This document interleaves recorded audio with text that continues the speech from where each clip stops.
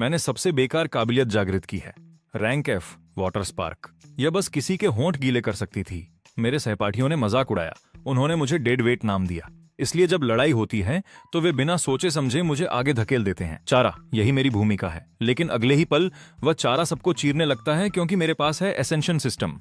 यह वजूद की सबसे बेकार काबिलियत को लेकर उसे SSS+ में बदल देता है। समुद्री देवता का प्रकोप। हवा का एक झोंका इस वीरान स्टील मिल में जंग की दुर्गंध ले आता है। एक हाथ जोर से मेरी पीठ पर पड़ता है। मैं 2 कदम लड़खड़ाकर आगे बढ़ता हूँ। पैरों के नीचे कंकड़ बिखर रहे हैं। मैं खुद को संभालता हूँ, अपनी घिसी पिसी स्कूल यूनिफॉर्म झाड़ता हूँ और सामने फैक्ट्री के काले खुले हुए मुंह को देखता हूँ। अंधेरे के भीतर लोमड़ियों के गुर्राने की आवाजें आ रही हैं। कम से कम 1 दर्जन जानवर घात लगाए बैठे हैं। डेडवेट जैसी काबिलियत तो चारे के काम आती है। रेक्स की सुस्त आवाज मेरे पीछे से आई।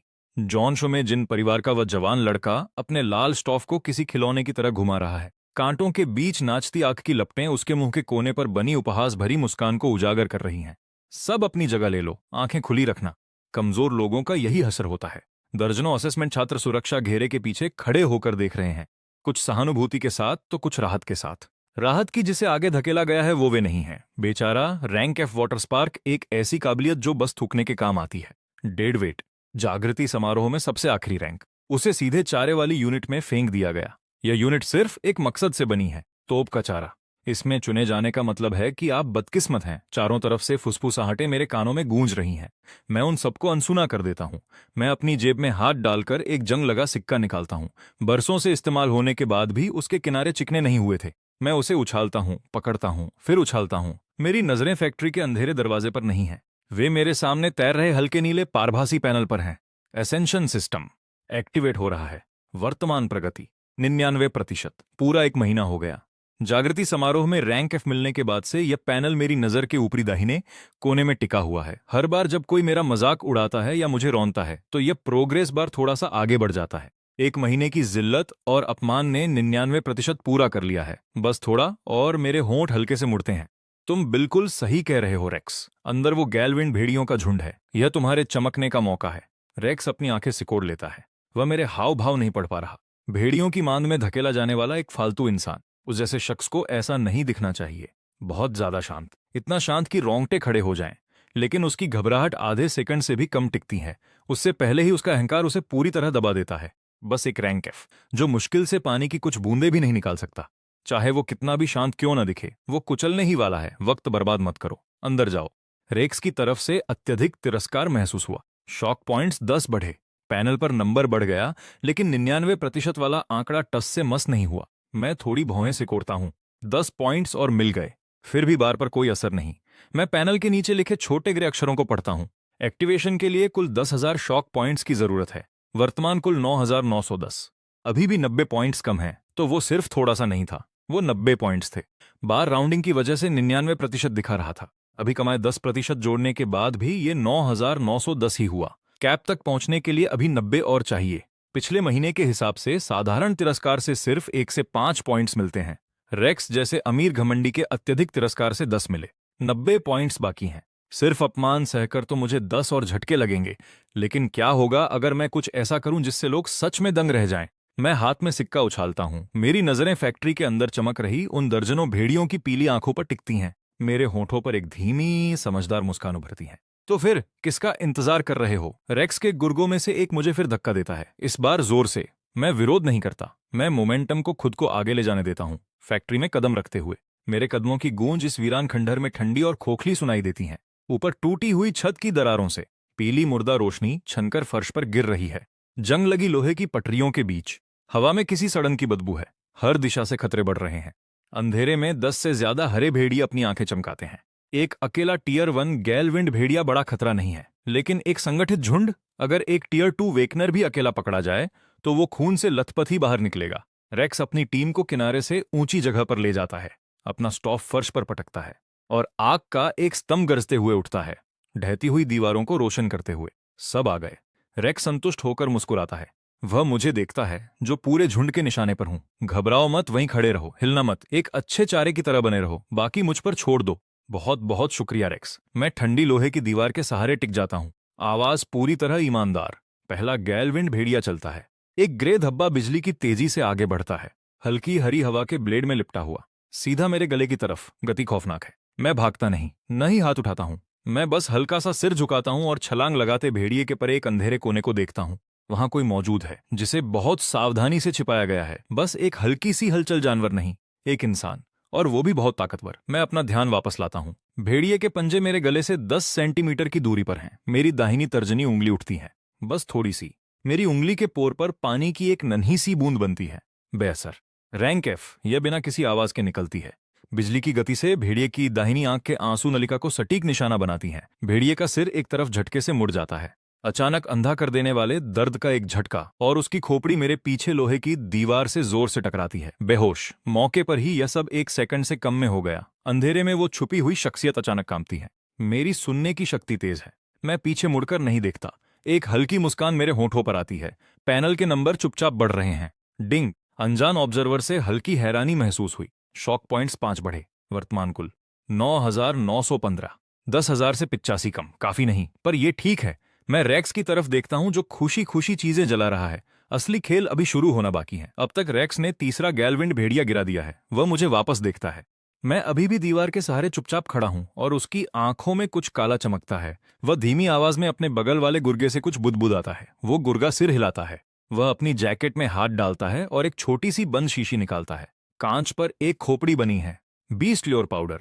जानवरों को भड़काने के लिए बनाया गया गैर कानूनी चीज। रैक्स होंठ चाटता है। नजरें मुझ पर टिकी हैं। यह कभी सिर्फ मुझे चारा बनाने के बारे में नहीं था। उसे असल में वो सिक्का चाहिए। मेरे माता पिता द्वारा छोड़ा गया वो पुराना सिक्का, जिन परिवार के खुफिया नेटवर्क ने इसकी पुष्टि कर दी थी। उस सिक्के के अंदर एक बहुत ही अजीब ऊर्जा का हस्ताक्षर सील है। एक रैंक एफ डेडवेट के पास ऐसी चीज क्यों होनी चाहिए? अच्छा है कि उसे इस दुनिया से ही गायब कर दिया जाए। रैक्स अपने गुर्गे को इशारा करता है। गुर्गा बिना आहट किए मेरे पीछे घूमता है। मैं दीवार के सहारे टिका रहता हूं, बेफिक्र होकर सिक्का उछाल रहा हूं। वह हवा में एक स्मूथ आर्क बनाता है। उसकी जंग लगी सतह आग की रोशनी को पकड़कर चमक रही है। बस एक पल के लिए, एक हल्की नीली चमक के साथ जिसका जंग से कोई लेना देना नहीं। एक पल में गायब। किसी ने ध्यान नहीं दिया। आखिरी गैलविंड भेड़िया आग में समा गया। रेक्स अपना स्टॉफ रखने का दिखावा करता है और भीड़ दौड़कर वहां पहुंचती है। रेक्स, तुम कमाल के थे। रैंक ब्लेज, यह है असली ताकत। एक जीनियस ऐसा ही दिखता है, कुछ लोगों की तरह नहीं। यह तंज मुझ पर है। नजरें मुझे तिरस्कार से देख रही हैं। मैं बेहोश गैलविंड भेड़िए के पास बैठा हूं, असली उत्सुकता के साथ उसके कान को छेड़ रहा हूं। रेक्स चिंता का चेहरा बनाकर पास आता है। ऐश, वो बहुत डरावना रहा होगा। भेड़िए ने तुम पर इतनी तेज हमला किया, मैं वक्त पर पहुंच नहीं पाया। तुम्हें चोट तो नहीं आई ना? मैं ठीक हूं रेक्स। मैं खड़ा होकर अपने घुटने झाड़ता हूं। भेड़िया बहुत तेज भाग रहा था, दीवार से टकराकर बेहोश हो गया। शायद नजर कमजोर है। वक्त पर रुक नहीं पाया और बेहोश हो गया। रेक्स कोई जवाब नहीं देता। उसे परवाह नहीं। एक टियर, एक गेल विंड वुल्फ। किस्मत से बच भी गया तो क्या फर्क पड़ता है? असली चाल तो अभी बाकी है। रेक्स अपनी आवाज धीमी करता है और आदेश देता है, 5 मिनट का आराम, फिर हम कोर जोन की तरफ बढ़ेंगे। वो बोल रहा है और उसका एक गुर्गा चुपके से मेरे पीछे आ गया है। उसने उंगलियों से सिरेमिक स्टॉपर को पकड़ा और आवाज किए बिना उसे घुमाकर खोल दिया।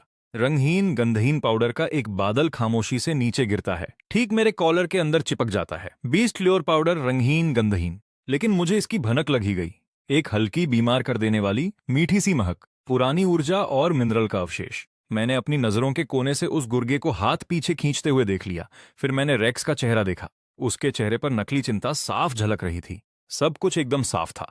पैनल चुपचाप करंट नंबर के साथ तैर रहा था।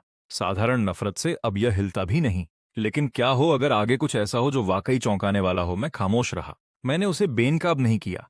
मैं बस ग्रुप के साथ कोर जोन की तरफ बढ़ गया, चेहरे पर बिल्कुल वैसी ही घबराहट ओढ़े हुए। 30 मीटर दूर नोवा एक स्टील बीम पर दुबक कर बैठी है। उसका काला कोट हवा में हल्का सा हिल रहा है। वह मिलिट्री की गुप्त असेसमेंट ऑब्जर्वर है। जिस पल मैंने उस वुल्फ की आंख में पानी की बूंद मारी और उसे अंधा किया, उसने वो सब देख लिया था। नोवा ने इस जानकारी को नोट कर लिया, लेकिन फिलहाल के लिए इतना ही काफी है। असल में वह रेक्स पर नजर रखे हुए है। बीस्ट ल्योर पाउडर, उसने उसकी महक पकड़ ली है। स्टूडेंट असेसमेंट में मिलिट्री का प्रतिबंधित सामान, यह अकेला कारण जिन परिवार को तबाह करने के लिए काफी है। लेकिन वो अभी कोई कदम नहीं उठा रही। वो देखना चाहती है कि रेक्स किस हद तक जा सकता है, और वो ये भी देखना चाहती है कि घिर जाने पर मैं क्या करता हूं। क्या मैं टूट कर भीख मांगूंगा, या फिर मैं कुछ ऐसा करूंगा जो उसने सोचा भी न हो? फैक्ट्री के अंदर कोर जोन खुलता है। जमीन पर पंजों के भारी निशान हैं। ऐसा कोई वुल्फ नहीं कर सकता। हर निशान आधे मीटर से ज्यादा चौड़ा है और किनारों की स्टील प्लेट्स ऐसे मुड़ी हुई हैं जैसे टिन फॉयल हो। गुर्गों के चेहरे पीले पड़ गए हैं। रेक्स, ये निशान तो सिर्फ टीयर 2 या उससे ऊपर का बीस्ट ही छोड़ सकता है ना? तो क्या हुआ? ज्यादा से ज्यादा बस कुछ टीयर 2 बीस्ट होंगे। मैं अकेले उन्हें संभाल सकता हूँ। ये कहते हुए भी उसकी नजरें जानबूझकर मेरे कॉलर के पिछले हिस्से पर घूम रही हैं। बीस्ट ल्योर पाउडर को असर दिखाने में 15 मिनट लगते हैं। जल्द ही मेरी महक एक सिग्नल फ्लेयर की तरह काम करेगी, जो 3 मील के दायरे में मौजूद हर बीस्ट को सीधे मेरी तरफ खींचेगी। और इस हंगामे में एक रैंक एफ का बोझ खत्म हो गया तो किसे परवाह होगी? रेक्स मन ही मन गिनती कर रहा है। उसकी मुस्कान और ज्यादा सुकून भरी होती जा रही है। वो ये नहीं जानता कि 7 मिनट बीतने पर मेरी गणना उससे कहीं ज्यादा सटीक है। कोई भी टीयर 2 बीस्ट अभी तक सामने नहीं आया है। इसके 2 कारण हो सकते हैं। पहला, इस इलाके में वाकई कोई टीयर 2 बीस्ट नहीं है। दूसरा, यहाँ कोई और भी खतरनाक शिकारी मौजूद है और कोई टीयर 2 बीस्ट उसके इलाके में कदम रखने की हिम्मत नहीं करेगा। मैं जमीन पर उन आधे मीटर गहरे निशानों को देखता हूँ, फिर ऊपर छत में बने अजीब छेदों की तरफ। यह किसी कुदरती ढाव का आकार नहीं है। कुछ बाहर से उस छत को तोड़कर अंदर आया है और तभी से यहां रह रहा है। मेरी धड़कन 62 बीट्स प्रति मिनट पर स्थिर है। जमीन कांपने लगी है, बस मामूली सा। यह आवृत्ति इतनी धीमी है कि महसूस भी नहीं होती, जैसे जमीन के नीचे कोई विशाल दिल धड़क रहा हो। गुर्गों को अभी तक भनक भी नहीं लगी। रेक्स अभी भी किसी से हंसकर बात कर रहा है, लेकिन मैं उसे महसूस कर पा रहा हूं। कंपन कहीं दूर से नहीं आ रहा, यह सीधे मेरे पैरों के नीचे से आ रहा है। मैं लोहे की 2 पटरियों के बीच के अंधेरे में देखता हूं। अंधेरे में 2 गहरी लाल रोशनी की बिंदु जल उठती हैं, जैसे धधकते अंगारे की 2 लोहे की गेंदें। वो आंखें हैं। मैं ऊपर देखता हूं, एकदम शांत स्वर में। रेक्स, मुझे लगता है तुमने कुछ ज्यादा ही पाउडर इस्तेमाल कर लिया। रेक्स का चेहरा सफेद पड़ गया। स्टील का फर्श फट पड़ा। जमीन के बीचों बीच एक विशाल दरार फट गई। चट्टान के टुकड़े और रेल के अवशेष हवा में उछल गए। एक छोटी ट्रक के आकार का ग्रे टाइटन जमीन की दरार से बाहर निकला।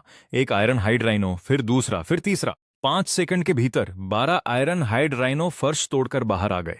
उन सबकी नजरें मुझ पर टिकी हैं, या यूं कहें मेरे कॉलर से आ रही बीस्ट ल्योर पाउडर की महक पर। गुर्गों के होश उड़ गए हैं। वे घबराहट में पीछे भाग रहे हैं। आग की रोशनी में रेक्स का चेहरा कागज जैसा सफेद हो गया है। उसने ज्यादा से ज्यादा 3 या 5 टीयर 2 बीस्ट की उम्मीद की थी, हंगामे का फायदा उठाकर मुझे रास्ते से हटाने के लिए। लेकिन 12? यह फायदा उठाने वाला हंगामा नहीं है। यह एक ऐसा मौत का जाल है जहां से निकलने का कोई रास्ता नहीं। सब पीछे हटो। रेक्स दहाड़ते हुए अपना स्टाफ जमीन पर मारता है।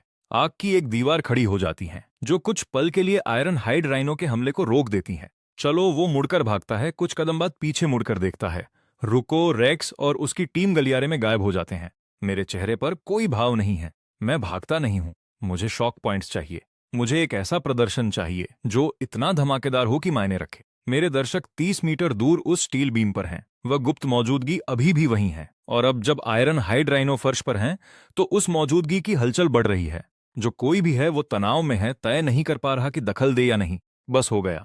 मैं अपनी उंगलियां फैलाता हूं। मेरी नजरें तेजी से पूरे इलाके का जायजा लेती हैं। जंग लगी पटरियां, गिरे हुए सपोर्ट कॉलम, आधी ढही छत। रेल की सतह पर बरसों की जंग जमी है, घर्षण न के बराबर है। सपोर्ट कॉलम पहले ही आयरन हाइड राइनो के आने से हिल चुके थे, बस टिके हुए हैं।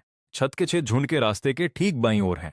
मलबा किसी भी पल गिर सकता है। Rank F water spark back. अधिकतम पानी का आउटपुट लगभग 200 मिलीलीटर। 12 आयरन हाइड राइनो सामने से। ये उन्हें गुदगुदी भी नहीं करेगा। लेकिन मेरी योजना कभी सामने से लड़ने की थी ही नहीं। फायरवॉल गिर जाती है। सभी 12 आयरन हाइड राइनो एक साथ हमला करते हैं।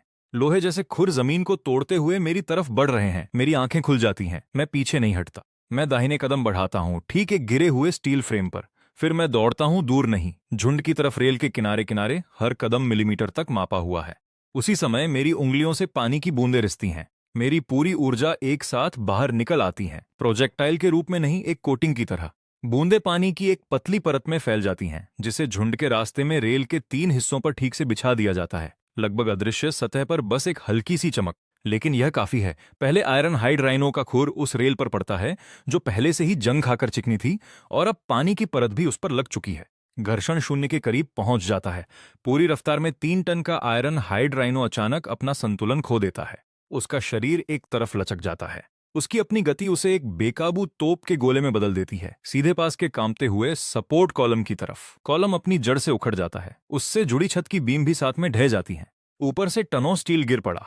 पीछे से आ रहे दूसरे और तीसरे iron hide rhino chain reaction का शिकार हो जाते हैं। चौथा राइनो पानी वाले दूसरे हिस्से से टकराता है। 5वां और छठा उसके पीछे। वे एक दूसरे से टकराकर उलझ जाते हैं। बाकी राइनो अपने ही झुंड के मलबे में फंस गए हैं। बख्तरबंद शरीरों के आपस में टकराने की आवाज पूरी फैक्ट्री में गूंज उठती है। टियर 2 आयरन हाइड राइनो की पूरी टुकड़ी 12 की संख्या में 200 मिलीलीटर पानी ने ध्वस्त कर दी। साय में उस स्टील बीम पर नोवा अपनी पूरी लंबाई में खड़ी हो गई है।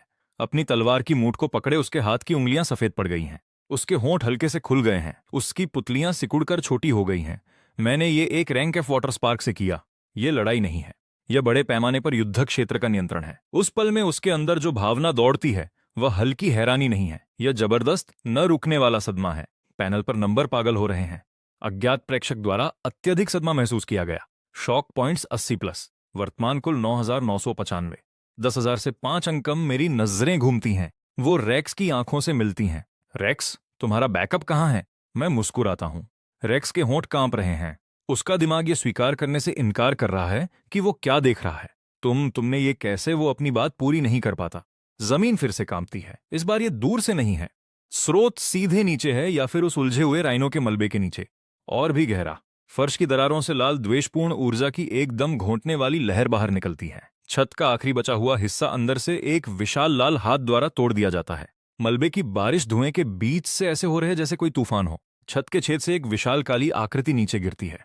वो फर्श पर गिरती है और झटके से सब लोग लड़खड़ा जाते हैं। 5 मीटर लंबा। इसका पूरा शरीर गहरे लाल खुरदरी खाल से ढका हुआ है। लाल आंखें बिना पुतलियों की शुद्ध द्वेष के अलावा और कुछ नहीं। Tier 3 apex lord beast the blood rage ape Rex का स्टाफ उसके हाथ से फिसल जाता है। उसमें इतना साहस भी नहीं कि वो झुककर उसे उठा सके। ब्लड रेज एप नीचे देखता है। उसकी लाल आंखें पूरे कमरे का चक्कर लगाती हैं। फिर वो हाथ बढ़ाता है और सबसे नजदीकी गुर्गे को अपनी मुट्ठी में जकड़ लेता है। चीखने तक का मौका नहीं मिला। उंगलियां बंद हो जाती हैं। सुनहरी धुंध का एक विस्फोट। रेक्स को आखिरकार अपनी आवाज वापस मिल गई। एक बेतरतीब टूटी हुई चीख। मैं 15 मीटर दूर खड़ा हूं।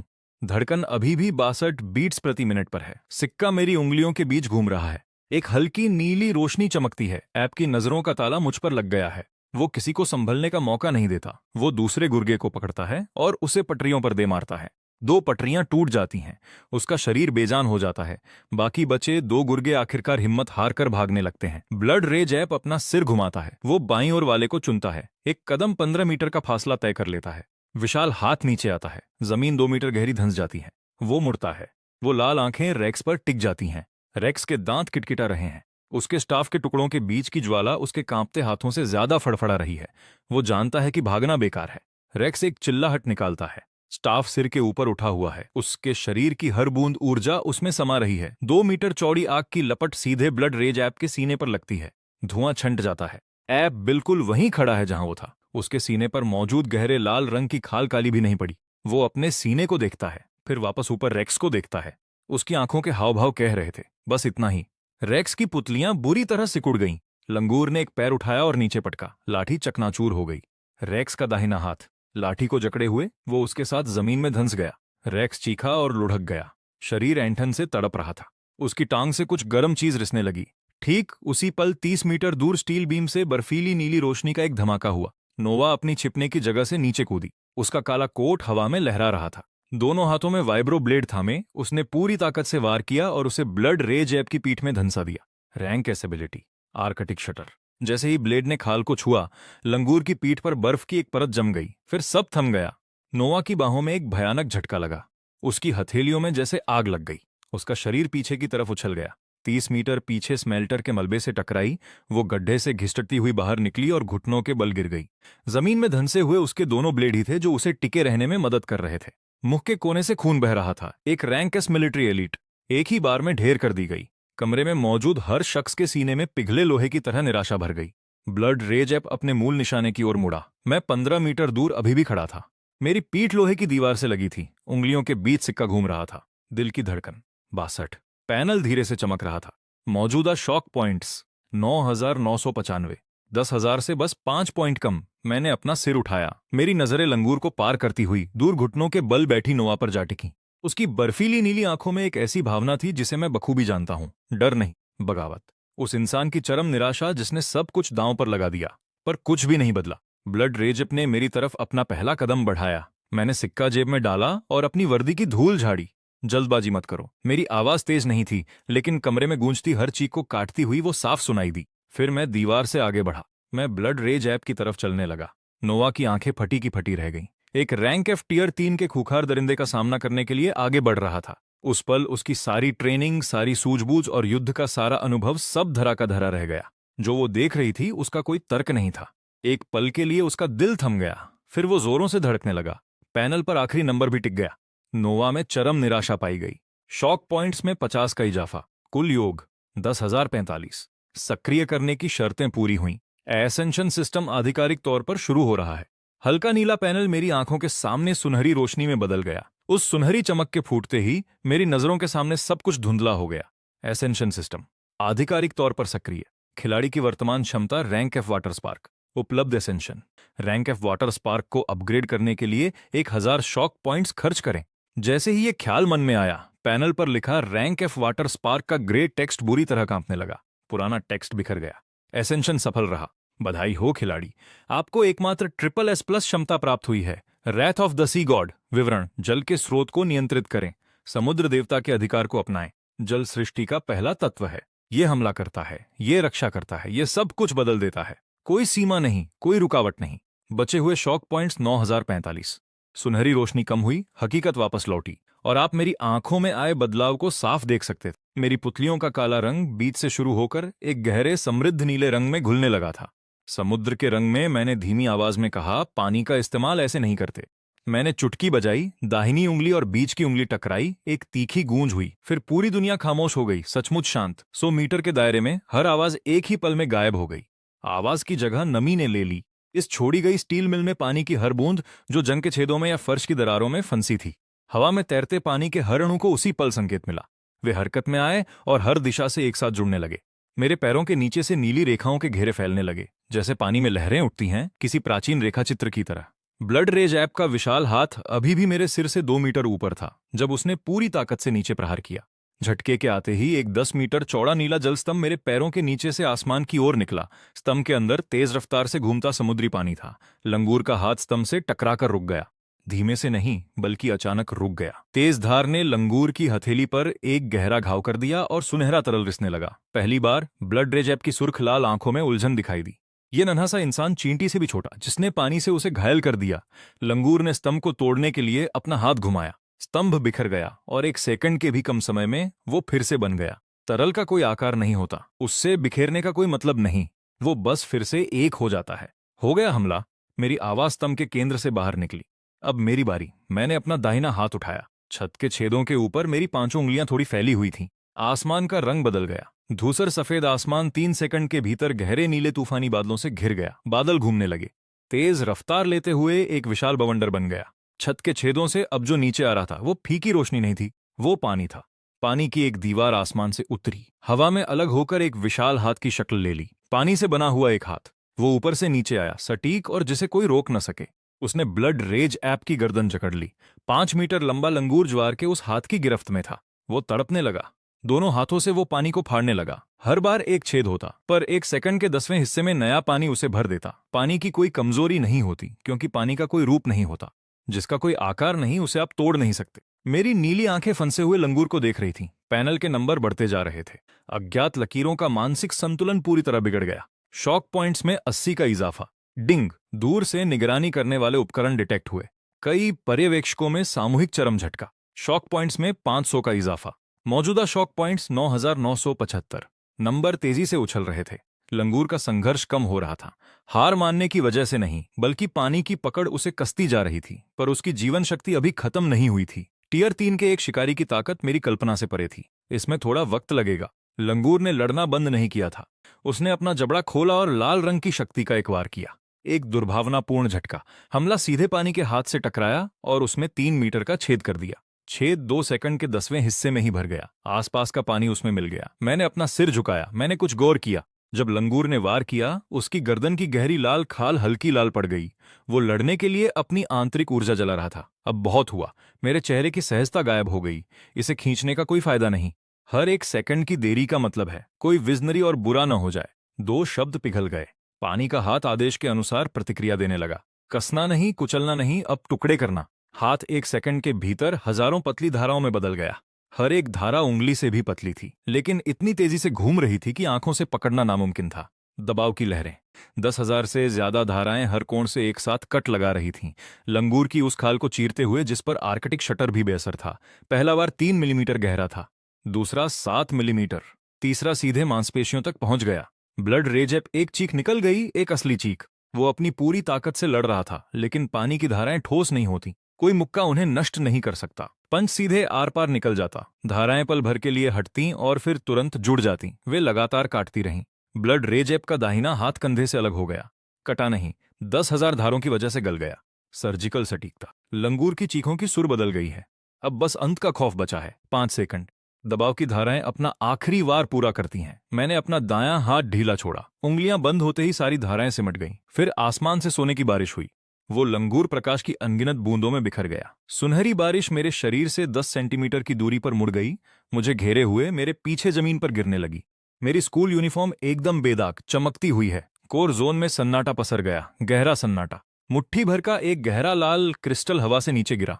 मैं झुककर उस लॉर्ड कोर को उठाता हूं, उसे जंग लगे सिक्के के साथ अपनी जेब में डालता हूं। फिर खड़ा होकर रेक्स की तरफ देखता हूं।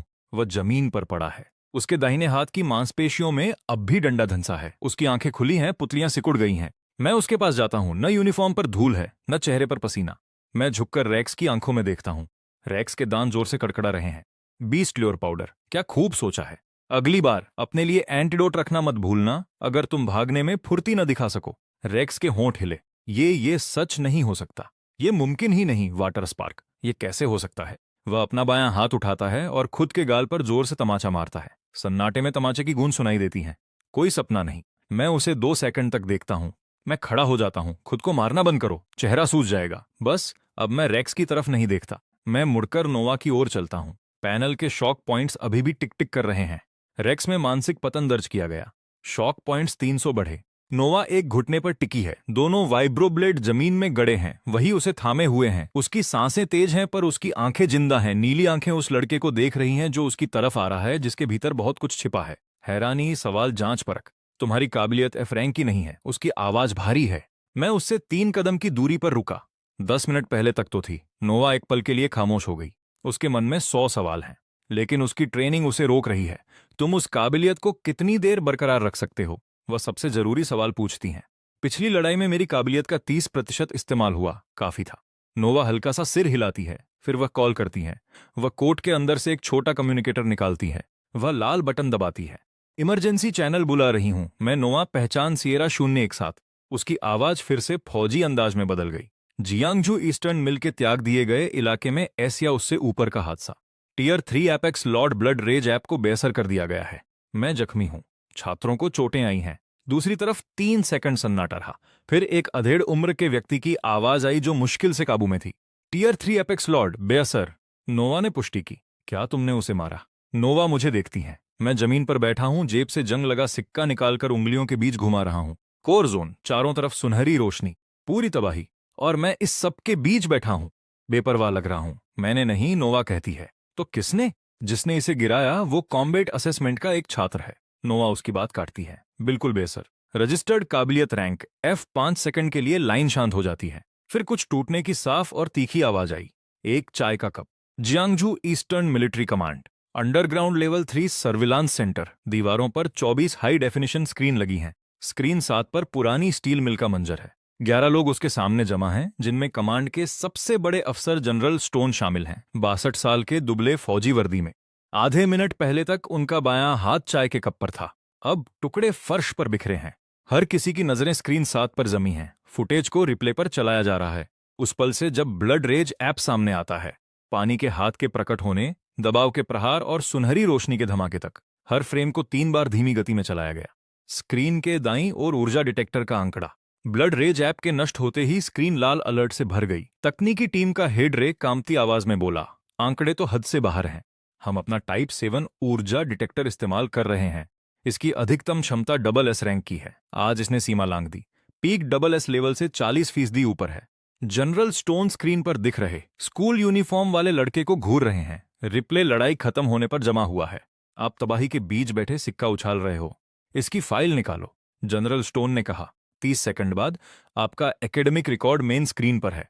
नाम ऐश, उम्र 17, अवेकनिंग रैंक F, काबिलियत वाटर स्पार्क, नोट्स 0, संदिग्ध रूप से साफ। जनरल स्टोन की नजरें फाइल से हटकर रिप्ले पर वापस गईं। आसमान से उतरते पानी के हाथ वाला फ्रेम।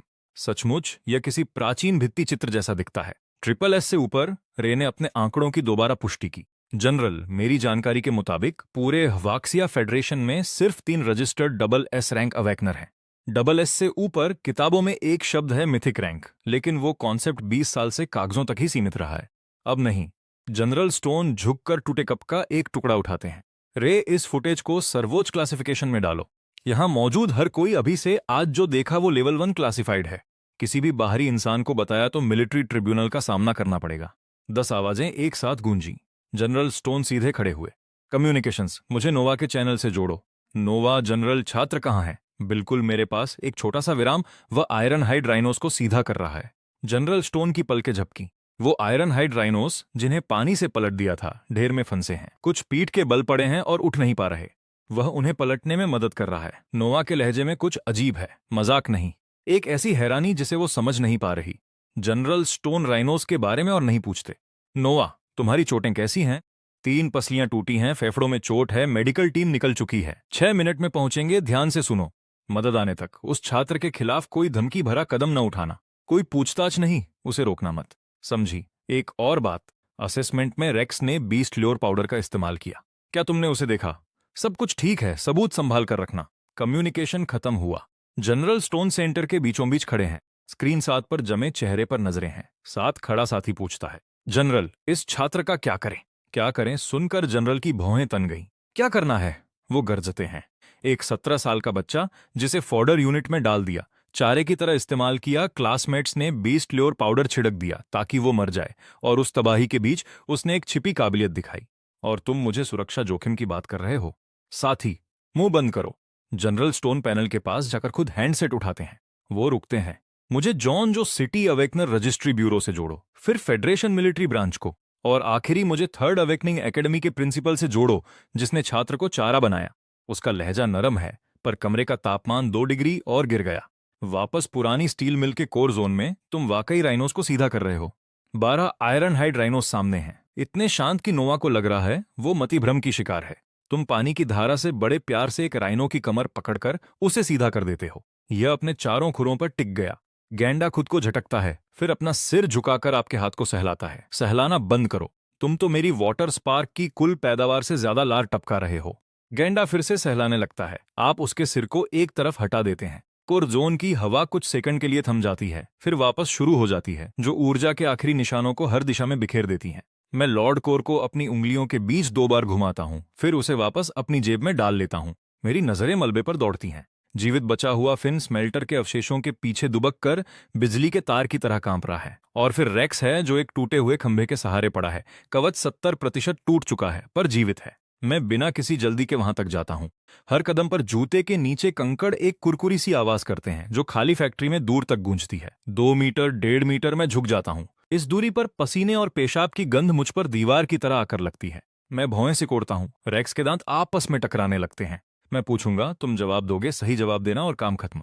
वो 2 शब्द, काम खत्म, उसके बिखरे हुए दिमाग पर हथौड़े की तरह पड़ते हैं। उसका जीवन रक्षा का इंस्टिंक्ट पहले उन्हें पकड़ता है। हाँ, आप जो पूछेंगे वो बताऊंगा। बीस्ट ल्योर पाउडर किसका आइडिया था? मेरे अंकल। रेक्स एक सेकंड के लिए भी नहीं हिचकिचाता। मिस्टर वेल, जिन परिवार दूसरी शाखा, उन्होंने मुझे असेसमेंट का इस्तेमाल करके तुम्हारा काम तमाम करने को कहा था। क्यों? तुम्हारा सिक्का। रेक्स की नजरें मेरी जेब पर जाती हैं, फिर तुरंत वापस हट जाती हैं, जैसे किसी गर्म चीज को छू लिया हो। अंकल ने कहा था कि सिक्के में ऐसी ऊर्जा है जो उन्होंने पहले कभी नहीं देखी। ये एक रैंक के डंजन के कुल उत्पादन से भी ज्यादा कीमती है। मेरा अंगूठा मेरी जेब के अंदर उस जंग लगी सतह को महसूस करता है। एक रैंक के डंजन की कीमत 15 अरब से शुरू होती है।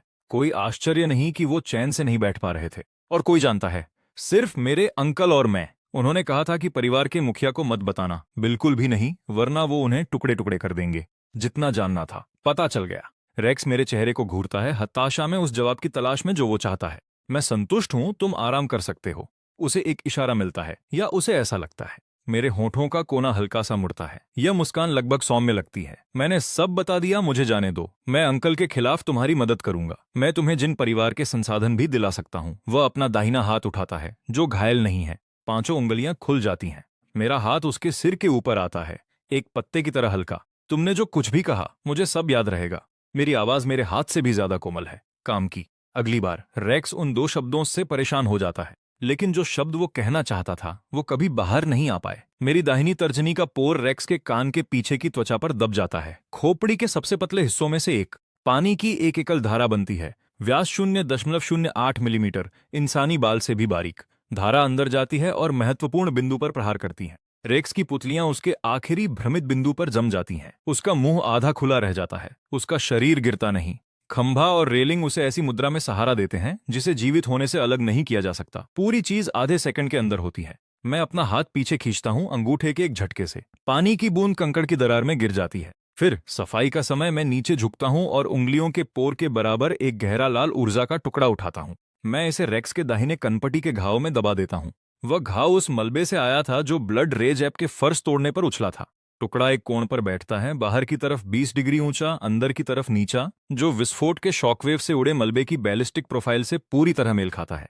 मृत्यु का कारण स्पष्ट, प्रक्षेपक्र, आवाज, भौतिक साक्ष्य पर्याप्त, साफ काम।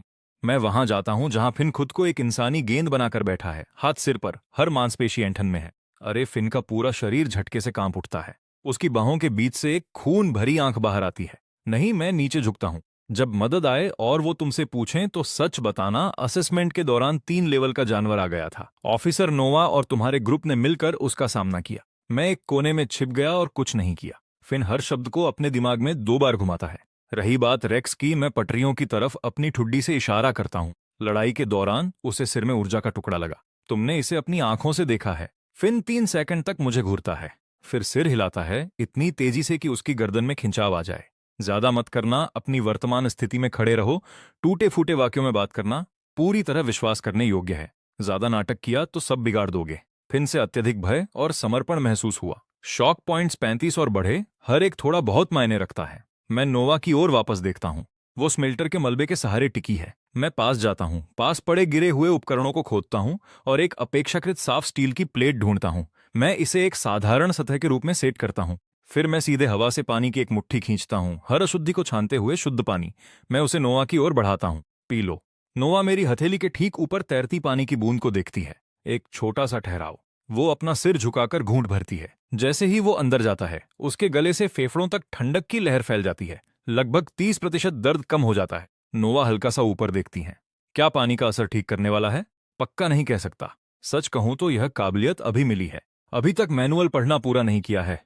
नोवा 3 सेकंड तक मेरे चेहरे का अध्ययन करती है। युवा 17 साल के चेहरे की रेखाएं अभी पूरी तरह उस लड़कपन से बाहर नहीं निकली हैं। स्कूल की यूनिफॉर्म साफ है, जिस पर कहीं से भी धूल नहीं है। अवास्तविक। तुम्हारा नाम ऐश है। नोवा कहती है, थोड़ी देर पहले भेड़िए की आंख को अंधा करने के लिए वाटर स्पार्क का इस्तेमाल करना तुमने वो जानबूझकर किया था, ये जानते हुए कि मैं देखूंगी। मैं इससे इनकार नहीं करता। क्यों? किसी को तो हैरान होना था, लेकिन वो जवाब बहुत छोटा है। उस चुप्पी का बोझ कई सेकंड तक नोवा पर रहता है। फिर दूर रोटर्स की आवाज। 6 सैन्य परिवहन हेलीकॉप्टर उत्तर पूर्व से नीचे की ओर आते हैं। उनकी सर्चलाइट्स वीरान स्टील मिल की टूटी हुई दीवारों पर पड़ती हैं। केबिन के दरवाजे खुल जाते हैं। काले टैक्टिकल गियर में सैनिक नीचे उतरते हैं। मेडिकल टीम सबसे पहले जमीन पर पहुंचती है। 2 मेडिक सीधे नोवा की ओर दौड़ते हैं। वो अपनी किट खोलते हैं। साफ, अभ्यास किया हुआ, बिना किसी फालतू हरकत के। एक दूसरी टीम रेक्स की ओर दौड़ती है। वह रेल की पटरियों के बगल में दुबका है। आंखें खाली हैं। मेडिक उसके घावों की जांच करता है, उसकी पुतलियों में टॉर्च मारता है, वापस मुड़कर स्क्वाड लीडर को संकेत देता है। मानसिक आघात, प्राथमिकता के साथ ले जाओ।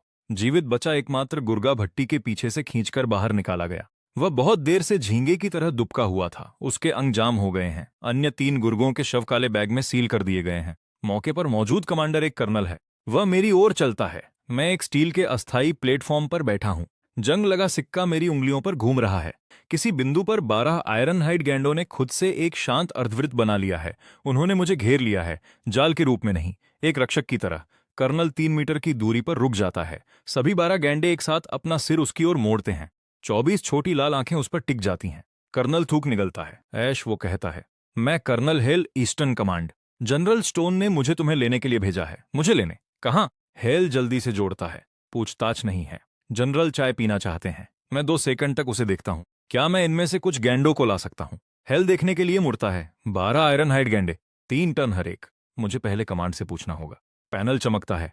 एक अकेला शांत नंबर बढ़ गया। मैं सिक्के को जेब में रख लेता हूं। मैं प्लेटफॉर्म से खड़ा होता हूं।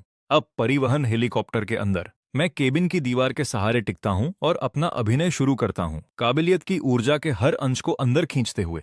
कंधे थोड़े झुके हुए, दाहिनी तर्जनी एक धीमी स्थिर लय में मेरे बाएं हाथ के पीछे टैप कर रही है। एक रैंक एफ छात्र की तस्वीर, जिसकी काबिलियत दहशत के कारण खराब हो गई, मेरे सामने।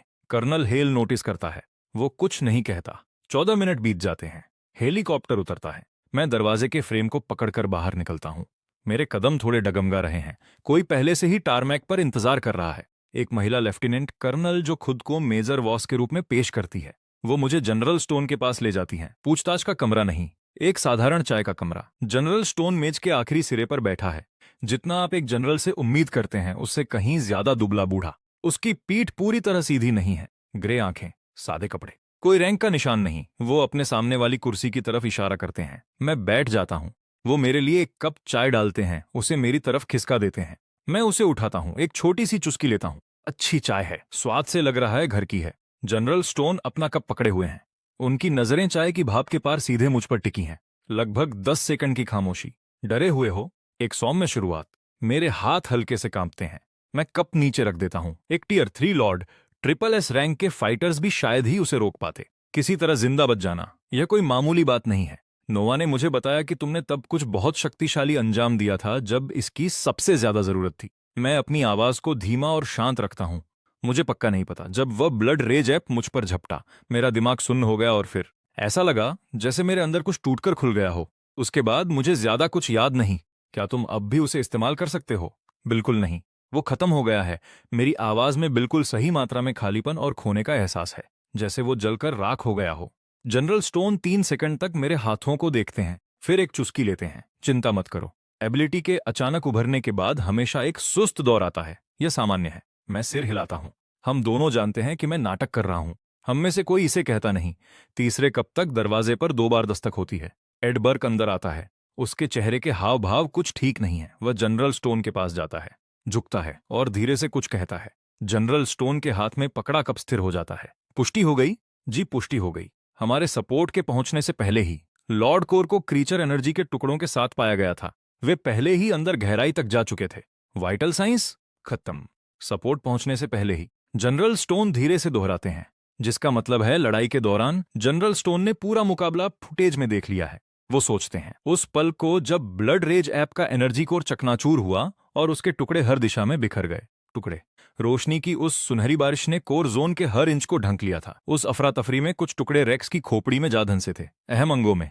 सांख्यिकीय रूप से यह पूरी तरह सही बैठता है। परिवार को सूचित कर दो। अंतिम संस्कार का इंतजाम देखो। बर्क मुड़ता है और चला जाता है।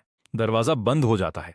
टी रूम में फिर से हम 2 ही लोग बचे हैं। जनरल एस्टोन मेरी तरफ देखते हैं। मैं कप को दोनों हाथों से पकड़े हुए हूं। मेरी उंगलियों में एक हल्की सी कपक भी है। नजरें चाय की सतह पर टिकी हैं, किसी ऐसे व्यक्ति की तरह जो अभी भी सदमे को प्रोसेस कर रहा हो। जनरल स्टोन एक भी सवाल नहीं पूछते। वो मेरा कप फिर से भर देते हैं। 20 मिनट बाद मुझे मेडिकल रूम भेजा जाता है। टी रूम से बाहर निकलते हुए हॉल के कोने पर नोवा खड़ी है। उसने साफ मिलिट्री पेशेंट गाउन पहन लिया है। उसके सीने और पीठ पर मोटी पट्टियां कसकर बंधी हैं। चेहरा कागज जैसा सफेद है, लेकिन वो बर्फीली नीली आंखें इतनी तेज हैं कि काट सकती हैं। सर, मैं रुकता हूं। क्या तुम्हारी एबिलिटी ठीक हो गई? कौन सी एबिलिटी सर? मैं रैंक एफ हूं, वाटर स्पार्क। पहले जो हुआ वह शायद बस तनाव की वजह से प्रतिक्रिया थी। डर की वजह से कुछ अजीब हो गया। अभी तो मैं एक बूंद भी नहीं निकाल पा रहा। नोआ मेरे चेहरे की हर लकीर को स्कैन करती है। जवान चेहरा, भाव मासूम, भ्रमित और साथ में डर की एक झलक। काफी भरोसेमंद। अगर उसने मुझे एक हाथ से टियर 3 लॉर्ड को खत्म करते न देखा होता तो वो इस तनाव वाली कहानी पर यकीन कर लेती। वो इन शब्दों को अपने मुंह में दोहराती है। Rank F, water spark. डर की वजह से आसमान से बादलों का तूफान खींच लिया। डर की वजह से दबाव की हजारों धाराओं को छोड़ा और एक टियर 3 एपेक्स लॉर्ड को रोशनी के कणों में घोल दिया। नोआ मुझे घूर रही है। मैं वापस देखता हूं। 5 सेकंड की खामोशी। नोआ पहले बोलती है। मैं अभी के लिए तुम्हारी कहानी पर यकीन कर लेती हूँ। वो अपनी जेब में हाथ डालती है और एक कार्ड निकालती है। आगे बढ़ाती है। चारों तरफ सुनहरी बॉर्डर, सामने 8 कोनों वाले तारे का निशान। यह मेरा पर्सनल एंडोर्समेंट पास है। इसके साथ तुम एकेडमी के क्वालिफायर छोड़ सकते हो। एकेडमी लीग में एक इंडिपेंडेंट के तौर पर प्रवेश करो। मैं कार्ड ले लेता हूँ, जेब में डाल लेता हूँ। नोवा मुड़ती है और चली जाती है। 3 कदम, फिर वो रुक जाती है। पीछे मुड़कर नहीं देखती। रेक्स अब नहीं रहा। मैं बिल्कुल सही गति से जवाब देता हूं, न ज्यादा तेज न बहुत धीरे। मैंने जनरल स्टोन को टी रूम में इसका जिक्र करते सुना था। यह अचानक हुआ। नोआ 2 सेकंड के लिए स्थिर खड़ी रहती हैं, फिर चलने लगती है।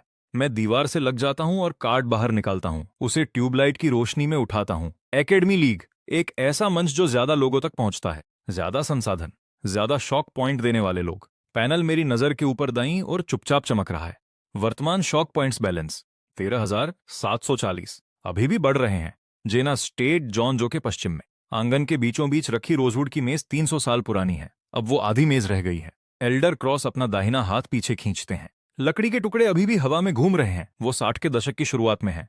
चांदी जैसे बाल बिल्कुल सलीके से। एक बार 3 इंच मोटी रोजवुड की मेज बिल्कुल बीच से साफ चीर दी गई। उनकी नजरें सामने रखी आधिकारिक मिलिट्री रिपोर्ट पर टिक जाती हैं, सफेद कागज पर। साफ शब्दों में एक वाक्य, उनका बेटाब नहीं रहा। मौत का कारण, लड़ाई के दौरान टियर 3 लॉर्ड क्लास क्रीचर के एनर्जी टुकड़ों से चोट, मौके पर ही मौत। मौके की तस्वीरें संलग्न हैं। असेसमेंट रिपोर्ट एक शीर्ष मिलिट्री परीक्षक द्वारा हस्ताक्षरित है। एल्डर क्रॉस की आंखें नाम ऐश पर पूरे 5 सेकंड के लिए रुक जाती हैं। Rank F ability, water spark. Assessment के दौरान अत्यधिक तनाव से एबिलिटी में तेजी आई। अस्थायी रूप से रैंक से ऊपर की शक्ति का इस्तेमाल हुआ, क्रीचर को खदेड़ने में मदद की। एल्डर क्रॉस हॉल के बाईं ओर के साये में देखते हैं। एक अधेड़ उम्र का व्यक्ति अंधेरे से आधा कदम बाहर निकलता है। मिस्टर वेल, जिन परिवार की दूसरी शाखा, शैडो डिवीजन का मुखिया। वह योजना तुम्हारी थी। एल्डर क्रॉस इसे सवाल नहीं बनाते। मिस्टर वेल का गला सूख जाता है। एकमात्र संभावना यह है कि मिलिट्री रिपोर्ट में कुछ विवरणों ने आपके शक को बढ़ावा दिया। वह पत्र जिसे रैक्स को जलाने के लिए कहा गया था, क्या उसने उसे वाकई जलाया? उसे नहीं पता, क्योंकि रैक्स अब नहीं रहा। मिस्टर वेल अपनी सांसें थाम लेते हैं। भाई रैक्स मेरा भतीजा था, मैंने किसी और से ज्यादा परवाह की थी। बस। एल्डर क्रॉस उसकी तरफ नहीं देखते। वो हॉल के दाईं ओर दरवाजे के फ्रेम की तरफ देखते हैं। वहां एक युवा खड़ा है, 22 साल का, सफेद शर्ट, कमर पर 3 फीट की तलवार। जिन परिवार की इस पीढ़ी का शीर्ष talent, rank SSS ability, golden age aura, mid tier 3। पिताजी। रेक्स की मौत का आधिकारिक विवरण आंतरिक रूप से सुसंगत है, लेकिन यह मायने नहीं रखता। अहम बात यह है कि वो जिंदा वापस आया है। रैंक F यूनिट 2, उसे पहली लहर में ही खत्म हो जाना चाहिए था। इसके बजाय उसकी यूनिट का हर दूसरा लड़ाका मारा गया। वो सही सलामत बाहर आया और हेलीकॉप्टर से घर पहुंच गया। आप जैसे भी देखें, कुछ तो गड़बड़ है। एल्डर क्रॉस अपनी कुर्सी पर पीछे की ओर झुकते हैं और टूटी हुई मेज के उस पार अपने बेटे को देखते हैं। तुम्हारा मतलब एकेडमी लीग से है? इस बुधवार एज अपनी तलवार की मूठ पर उंगलियां थपथ पाता है। जियांजो का हर अवेकन छात्र उस पूल में होगा। अगर ऐश वहां आता है तो वो तुम्हारे सामने स्टेज पर होगा, नियमों के दायरे में रहते हुए। तुम अपने भाई की तरफ से कुछ सवाल पूछ सकते हो। एज हल्की सी मुस्कान देता है। क्या पूछना है? वो रैंक F है। जैसे ही वो उस स्टेज पर कदम रखेगा, मैं उसे एक ही वार में खत्म कर दूंगा। सवाल पूछने का मौका ही नहीं मिलेगा। तो फिर एक ही वार सही। एज का लहजा संभल जाता है। लेकिन हमें वो सिक्का चाहिए। उसके बगल में। मिस्टर वेल सख्त हो जाते हैं। एल्डर क्रॉस उन्हें देखते हैं। भाई, क्या तुम्हें सच में लगा कि जो कुछ भी तुम और रेक्स मेरी पीठ पीछे कर रहे थे, मुझे नहीं पता था? मिस्टर वेल पसीने से तरबतर हो जाते हैं। तुम उसे अपने लिए रखना चाहते थे। रेक्स तुम्हारे साथ इसमें फंस गया, काम नाकाम रहा, और अब वो नहीं रहा। ये सब यहीं खत्म होता है।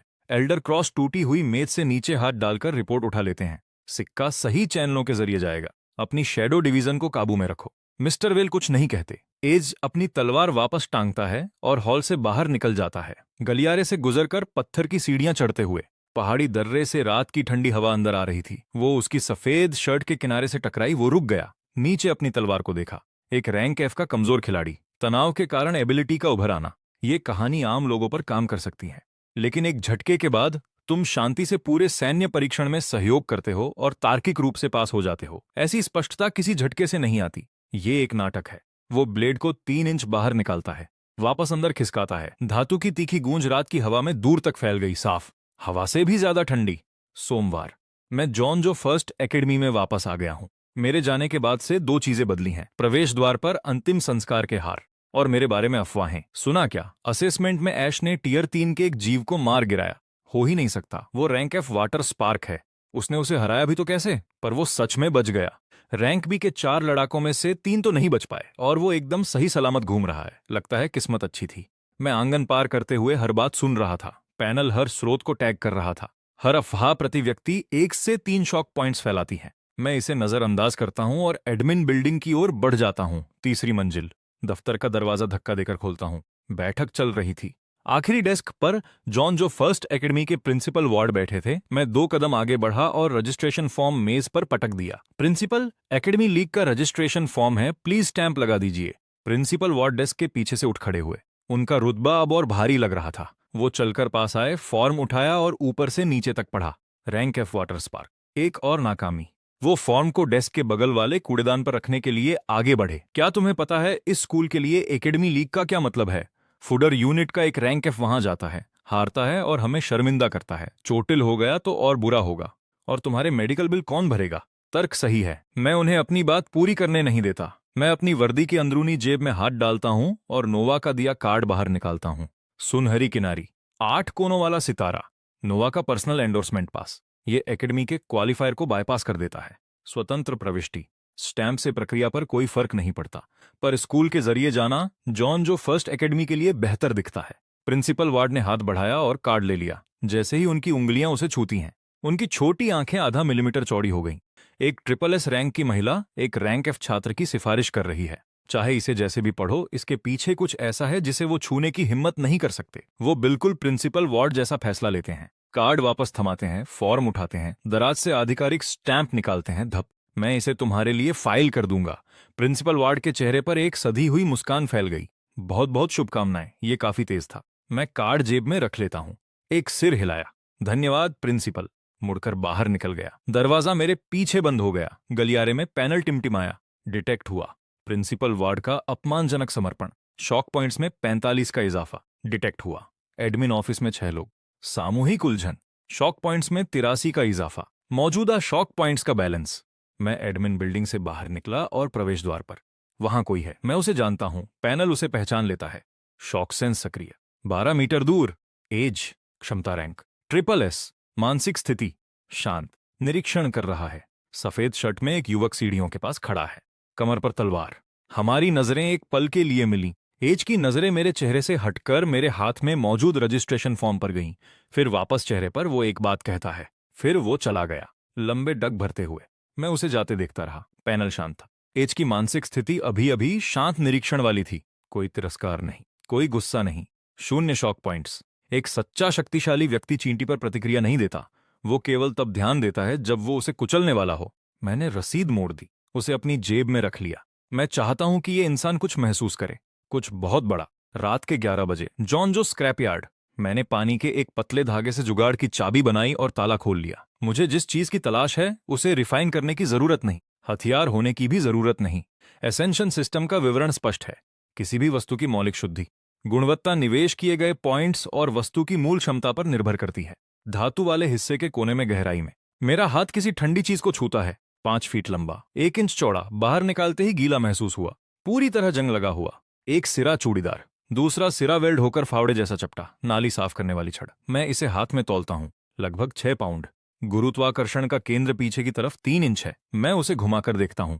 बुरा नहीं है। मैं उसे कंधे पर रखता हूं और खोज जारी रखता हूं। इलेक्ट्रॉनिक स्क्रैप सेक्शन से मैं चक्री के आकार की एक अलॉय डिस्क निकालता हूं। निर्माण मलबे वाले हिस्से से मैं मुट्ठी भर काला पत्थर उठाता हूं। 3 चीजें। मैं उन्हें जमीन पर एक कतार में रखता हूं और उकड़ू बैठ जाता हूं। मैं छड़ को अपने सामने क्षैतिज रख लेता हूं। पहले टेस्टिंग। वस्तु को अपग्रेड करने के लिए शॉक पॉइंट्स खर्च करें। नाली साफ करने वाली छड़। स्क्रैप्ड। बेस पोटेंशियल कम है।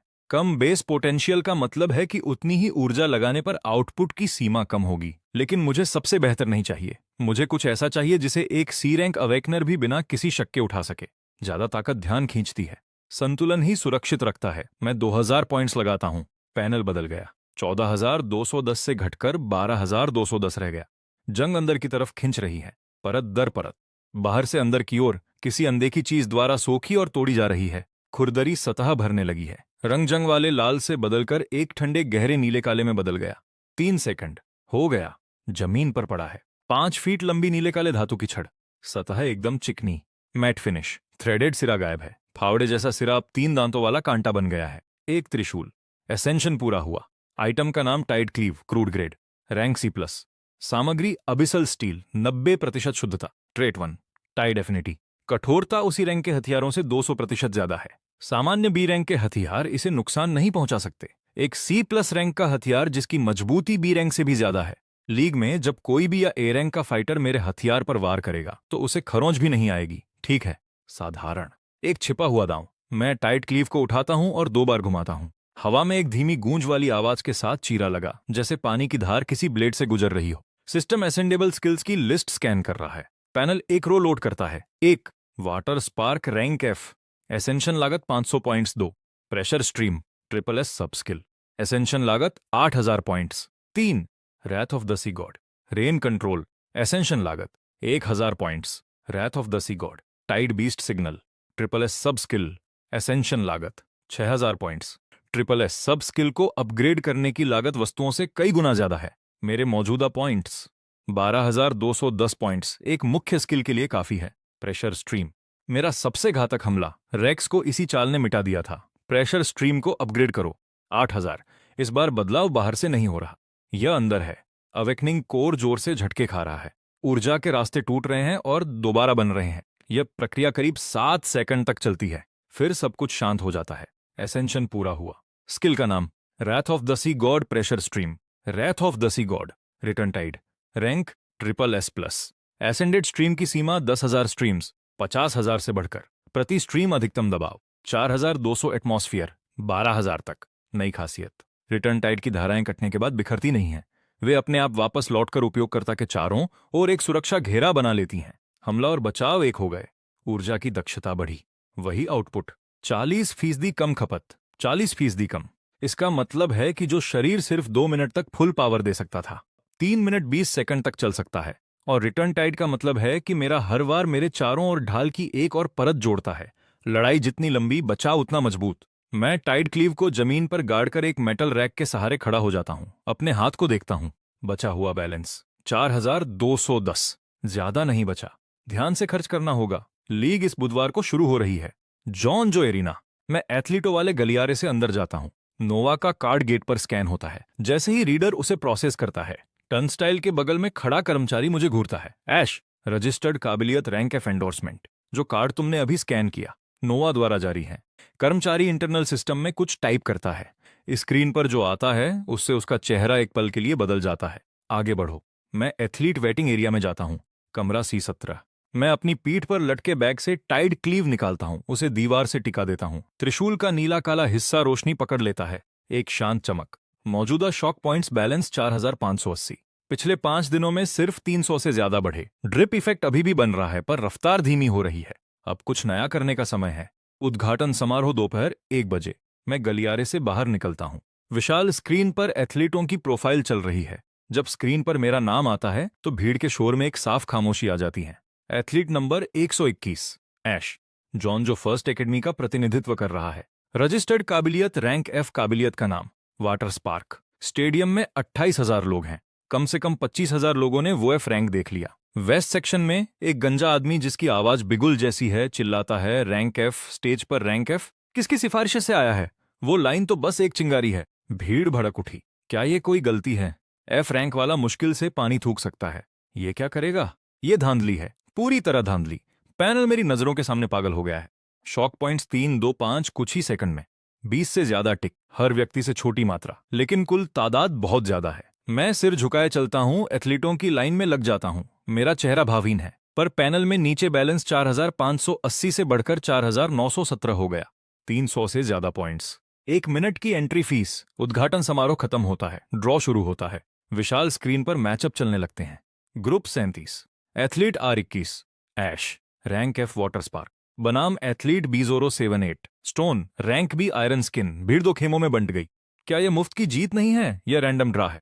रैंक एफ बनाम रैंक बी। क्या तुम यकीन से कह सकते हो कि यह जानबूझकर नहीं है? VIP सेक्शन में एज स्क्रीन पर मैचअप को ध्यान से देख रहा है। वह अपनी तलवार की मूठ पर 2 बार थपथ पाता है। स्टोन, वह अपने अटेंडेंट से कहता है। अटेंडेंट सिर हिलाता है। अकादमी की भीड़ बहुत गर्म है, संयम का कोई नाम नहीं। जब वे हमला करते हैं तो कोई सीमा नहीं होती। मैं किस ग्रुप में हूं? 51। तुम्हारा प्रतिद्वंद्वी क्लाउड माउंटेन अकादमी का एक रैंक C है। कोई फर्क नहीं पड़ता। उसकी नजरें स्क्रीन से हटकर एथलीट फॉर्मेशन पर ग्रे ब्लू यूनिफॉर्म वाले आंकड़े पर जाती हैं। जब स्टोन जीतेगा तो वह अगले राउंड में मेरे सामने होगा। अटेंडेंट एलिमिनेशन ब्रैकेट फैला देता है। ग्रुप 37 और 51 दूसरे दौर में टकराएंगे। एज स्वीकृति में एक धीमी आवाज निकालता है। वह यह नहीं कहता कि अगर स्टोन हार गया तो क्या होगा, क्योंकि इस एरिना में मौजूद लगभग बाकी सभी की तरह उसने उस संभावना पर विचार ही नहीं किया है। रैंक एफ बनाम रैंक बी, कोई अगर नहीं। प्रारंभिक दौर क्रम के अनुसार चल रहे हैं। मैं ग्रुप 37 में हूं। मेरे मैच से पहले 36 मैच हैं, करीब 2.5 घंटे। मैं एथलीट रेस्ट एरिया में एक कुर्सी ढूंढकर बैठ जाता हूं। टाइड क्लीव मेरे घुटनों पर टिका है। मैं अपनी आंखें मूंद लेता हूँ। भीड़ की दहाड़ एक के बाद एक लहर बनकर आती है। 2.5 घंटे बाद ग्रुप 37 एथलीट स्टेज पर आए। मैं टाइट क्लीव लिए ऊपर चलता हूँ। स्टोन दूसरी तरफ पहले से ही वार्म अप कर रहा है। दोनों हाथ और आयरन स्किन प्री एक्टिवेशन में है। उसकी त्वचा पर एक नीरस धूसर धात्विक चमक फैल रही है। आकार का अंतर देखने में भारी है। 6 फीट 4 इंच 220 पाउंड। मैं 5 feet 9 inch 130 pound. Grey blue school uniform, एक टाइट क्लीव पकड़े हुए जो मुझसे आधा सिर छोटा है। 3 सेकंड, 3 में खत्म। भीड़ में से कोई तंज कसता है। जज मानक नियमों को दोहराते हैं। स्टोन अपनी उंगलियों के पोर चटकाता है। लोहे पर लोहे की गूंज भारी और सपाट है। बच्चे तुम ऐश हो है ना? हाँ, मैं सीधा हूं। मुझे यह पहले ही कह लेने दो। इस स्टेज पर मैं पीछे नहीं हटता, पर मैं ताकत को काबू में रखूंगा। बद से बदतर कुछ हड्डियां टूटेंगी। ठीक होने में 2 महीने लगेंगे। चिंता मत करो। बड़े भाई, तुम जिन टूटी हड्डियों का जिक्र कर रहे हो वे तुम्हारी होंगी, मेरी नहीं। स्टोन का चेहरा पल भर के लिए खाली हो जाता है। फिर वो हंसता है। तुम में हिम्मत है। पहला रैंक एफ जिसने मुझसे बदतमीजी से बात की। एक काम करते हैं, अगर तुम एक घूंसा झेल सको तो मैं तुम्हें खाना खिलाऊंगा। मैं सिर हिलाता हूं। नोट कर लिया। मैं बहुत खाता हूं। हेड जज के पीछे हटने से पहले मैं बोल पड़ता हूं। तेज नहीं, पर माइक सिस्टम उसे साफ पकड़ लेता है। बस एक छोटी सी बात, भीड़ का शोर आधा लेवल कम हो जाता है। मेरा रजिस्टर्ड रैंक एफ है। काबिलियत वाटर स्पार्क के रूप में लिस्टेड है। वो सटीक है। लेकिन 1 महीने पहले हुई असली लड़ाई के बाद मेरी काबिलियत म्यूटेट हो गई। मिलिट्री के पास इसका रिकॉर्ड है। स्कूल की फाइल अभी अपडेट नहीं हुई है। मैं टाइट क्लीव घुमाता हूं और उसकी नोक स्टेज के फर्श में गाड़ देता हूं। मेरा वर्तमान वास्तविक रैंक सी है। काबिलियत, वाटर कंट्रोल। 1 सेकंड की खामोशी, फिर भीड़ फट पड़ती है। रैंक सी एफ से सी पर छलांग। एक ऐसा म्यूटेशन जो इतने सारे रैंक छोड़ दे। मजाक कर रहे हो? एकेडमिक दुनिया ने ऐसा केस कभी नहीं देखा। रैंक सी, वाटर कंट्रोल, यह सच है। रैंक एफ से एक बड़ा कदम। लेकिन स्टोन की रैंक भी आयरन स्किन की तुलना में एक टीयर कम होना नतीजे को नहीं बदलता। एज कुछ नहीं कहता। वो रैंक नंबर्स का विश्लेषण नहीं कर रहा। वो विश्लेषण कर रहा है कि मैं अभी यह जानकारी क्यों उजागर कर रहा हूं। अगर किसी के पास वास्तव में सिर्फ रैंक सी है और वो स्टोन के रैंक बी का सामना कर रहा है, तो सबसे सही कदम है कि कुछ न कहो और लड़ो। मैच से पहले अपने पत्ते दिखाने का कोई फायदा नहीं है, जब तक कि जो वो उजागर कर रहा है वो उसका असली हाथ नहीं, बल्कि दूसरी परत है। ग्रुप 37 शुरू होता है। स्टोन का पहला कदम स्टेज को थरथरा देता है। आयरन स्किन की ग्रे चमक में लिपटा 220 पाउंड, ट्रक के टकराने का दबाव, 12 मीटर की दूरी 0.8 सेकंड में तय। उसकी दाहिनी मुट्ठी मेरी छाती से 2 मीटर दूर ताकत भरती है। उसकी भुजाओं पर धात्विक चमक गहरे भूरे से चमकीले चांदी में बदल जाती है। 2 मीटर, 1.5 मैं अपनी दाहिनी तर्जनी उठाता हूं। हवा की नमी को एक पल में निचोड़कर कंप्रेस कर लिया जाता है। पानी की एक चाबुक अंगूठे जितनी मोटी, लगभग 13 फीट लंबी, 0.3 सेकंड में पूरी तरह बन जाती है। स्टोन की मुट्ठी मेरे चेहरे से आधे मीटर की दूरी पर है। चाबुक बाहर निकलती है। शुरू में कोई आवाज नहीं। आवाज प्रभाव के 0.1 सेकंड बाद पहुंचती है, क्योंकि चाबुक ध्वनि से तेज चलती है। संपर्क बिंदु स्टोन की छाती के बिल्कुल बीचों बीच। चौड़ा वार नहीं, एक सटीक वार। संपर्क के पल ही स्टोन का फॉरवर्ड मोमेंटम बदल जाता है। 220 पाउंड का वजन अपनी दिशा बदलता है और पीछे उड़ जाता है, उससे कहीं तेज जितनी तेजी से वो आया था। स्टेज के किनारे का बैरियर एक विशाल इलास्टिक जाल की तरह जल उठता है जो उसे पकड़ लेता है। स्टोन की पीठ बैरियर से नीचे सरकती है। घुटने स्टेज पर लगते हैं। दोनों हाथ फर्श पर टिके हैं। मुंह ऐसे खुला है जैसे पानी से बाहर निकाली गई मछली। 1 2 3 स्टोन अपने दांत भींचता है। दाहिना घुटना जमीन से उठता है। वह उठ रहा है, लेकिन उसके घुटने के पूरी तरह सीधे होने से पहले उसके चेहरे के सामने कुछ छोटा सा दिखाई देता है। पानी की एक बूंद उसके माथे के बीच से 1 इंच दूर लटकी हुई है, बिल्कुल स्थिर। स्टोन जम जाता है। वह उसे घूरता है। फिर उसे मेरी आवाज सुनाई देती है। स्टोन, उस खाने के बारे में जो तुमने वादा किया था। मुझे कोई महंगी जगह चाहिए। स्टोन एक पूरे सेकंड तक बूंद को घूरता है, फिर वह खुद को पीछे की ओर गिरने देता है। उसके सिर का पिछला हिस्सा फर्श से धीमी गूंज के साथ टकराता है। वह बेहोश नहीं है, उसने गिरना चुना। एथलीट 5 सेकंड से ज्यादा नीचे रहा। Athlete number 2 stone. हेड जज झंडा उठाता है। एरिना शांत हो जाता है। 28,000 लोग, और उस पल में आप डोम की दरारों से हवा की आवाज सुन सकते हैं। स्टोन के पहले कदम से उसके पीछे उड़ने के पल तक 11.8 सेकंड। खामोशी 3 सेकंड तक बनी रहती है, फिर आवाज वापस आती है। चीयरिंग नहीं, जैसे कोई रिकॉर्डिंग जिसे जबरदस्ती रोक दिया गया था और फिर से चालू कर दिया गया हो। पहले से दोगुनी तेज। उसने कहा रैंक सी, और रैंक सी ने एक रैंक बी को एक चाबुक से उड़ा दिया। वो चाबुक, वह गति गलत थी। वो पागलपन था। मेरे विजन में पैनल जंगली हो गया है। नंबर्स बाढ़ की तरह आ रहे हैं। 3 सेकंड के भीतर 4970 से बढ़कर अब शॉक पॉइंट्स का बैलेंस साधा 8 हो गया है।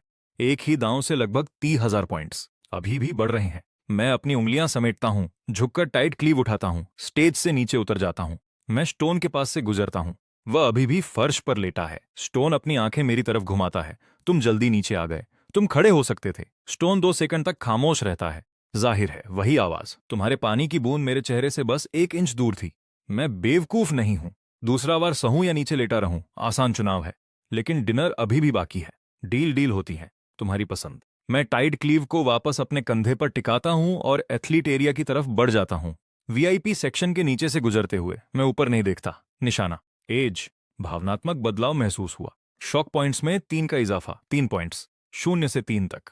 एज ने अभी एक भावनात्मक प्रतिक्रिया दर्ज की है, निम्न स्तर की, सिर्फ दिलचस्पी। लेकिन शिकार ने उसे नोटिस कर लिया है।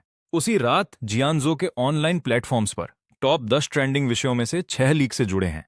उन 6 में से 3 मेरे बारे में हैं। रैंक एफ ने रैंक बी को हराया। एज असल में किस रैंक का है? सबसे ज्यादा चर्चा जियांजो वेकनर फोरम के इस पोस्ट पर है। इसे यूजर अबिस स्पेक्टेटर ने पोस्ट किया है। निष्पक्ष विश्लेषण।